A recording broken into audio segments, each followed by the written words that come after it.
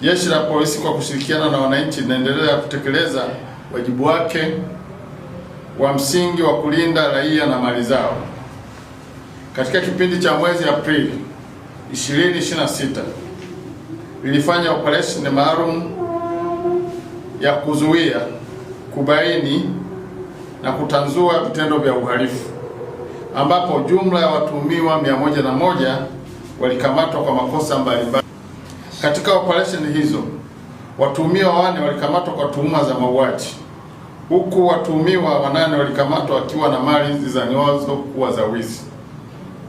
Kati ya hao watuhumiwa 6 walikamatwa wakiwa na pikipiki 6 za magurudumu mawili na watuhumiwa 2 walikamatwa wakiwa na runinga 2 za aina mbalimbali.